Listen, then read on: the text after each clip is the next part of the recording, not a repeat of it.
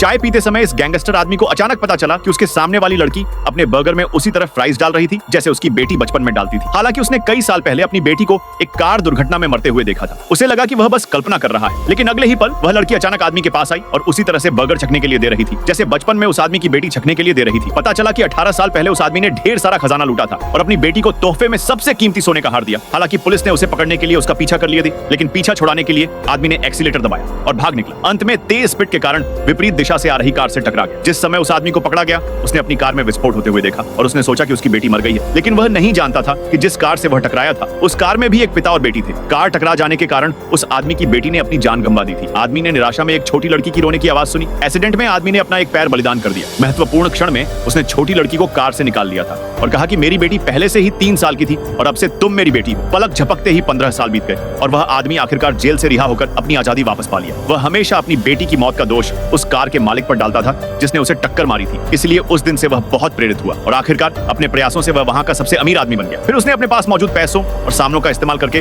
उस कार के मालिक के ठिकाने के बारे में पूछताछ शुरू किया। उसे क्या पता था कि उसकी बेटी अब बड़ी हो गई है और बहुत ही दयालु और समझदार है। अपने दूसरे पिता के पैर की चोट को ठीक करने के लिए उसने कई बार अपने गले में सोने का हार बेचने को कहा, लेकिन उसके दूसरे पिता ने उसे बेचने से हर बार मना कर देता था और बार बार उससे कहा कि यह तुम्हारे पिता की आखिरी निशानी है, इससे ही तुम एक दिन अपने पिता को ढूंढ लो। उस दिन लड़की का जन्मदिन था। उसके जन्मदिन पर उसके दूसरे पिता ने उसे उसका पसंदीदा बर्गर खिलाने ले गए और रास्ते में उन्हें जन्मदिन का केक लेना था, इसलिए वे लड़की को छोड़कर चले गए। संयोग से लड़की का असली पिता होटल में चाय पी रहा था और उसने देखा कि सामने वाली लड़की उसी तरह से बर्गर खा रही है जैसे उसकी बेटी बचपन में खाती थी। वह एक पल के लिए स्तब्ध रह गया और लड़की को भी लगा कि यह अंकल थोड़े अजीब है, इसलिए उसने अपना बर्गर निकाला और आदमी छकने के लिए कहा और यह तरीका बिल्कुल वैसी ही थी जैसी उसकी बेटी की थी। दोस्तों, अभी कहानी खत्म नहीं हुई है। अगर आगे देखना है सब्सक्राइब करके नेक्स्ट पार्ट लिखो।